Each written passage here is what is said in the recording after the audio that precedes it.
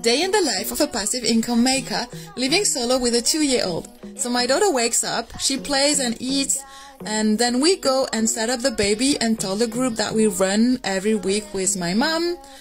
Then we come back home, it's usually pretty messy, my toddler eats and then goes for a nap.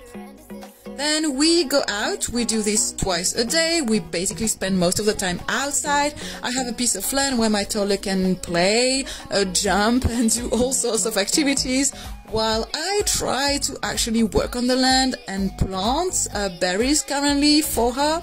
Then her dad is around then, he usually supervises before so I can actually do stuff, and then before we go to my daughter's grandma or the grandma, and they play a lot there.